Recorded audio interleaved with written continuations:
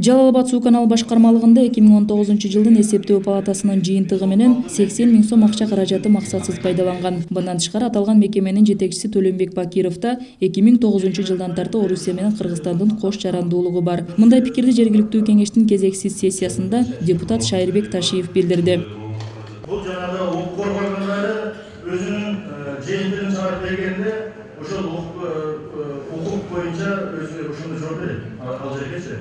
Ал жерде жанагы өзүнүн иш орду боюнча сөз болот. Жалал Абад суу канал башкармалыгынын жетекчиси Төлөнбек Бакиров мындан 10 жыл мурун Орусия жарандыгын алганын ырастап, мамлекеттик кызматка келер алдында кайрадан тапшырганын билдирди. Мен бул күнгө чейин айткам, массалык маалымат каражаттарынан дагы бул боюнча иш эме болгондугу, бирок тапшырылып, мен бул кызматка өтөрдүн астында паспорт тапшырылган. Бирок бул жооп айрым эл өкүлдөрүн ынандырган жок. Маселени көтөргөн Шайырбек Ташиев жетекчиге ишенбөөчүлүк көрсөтүү максатында депутаттардын добушуна салууну сурады. Ошондуктан менин сунушум, урматтуу депутаттар, колдоо берсеңиздер, төрага менин конкреттүү сунушум жанагы башка жетекчилерге дагы сабак болсун. Эгер иште алган болсо өздөрү менен кетишке туура келет. Ошондуктан ушул жетекчини ушул эки маселеси менен болгондугуна байланыштуу недоверие көрсөткөнгө сунушка кое беребиз.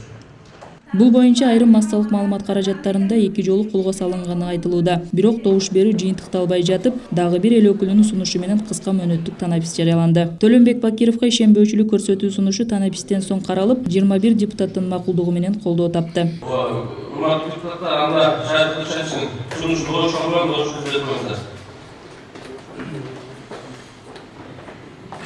Өткөрүлгөн сессиянын жыйынтыгы менен жергиликтүү кеңештин атайын токтому кабыл алынды. Эске салсак, Кыргыз Республикасынын мыйзамында кош жарандыгы бар жаран министр, күч органдарынын кызматкери жана муниципалдык кызматтын жетекчиси боло албастыгы көрсөтүлгөн.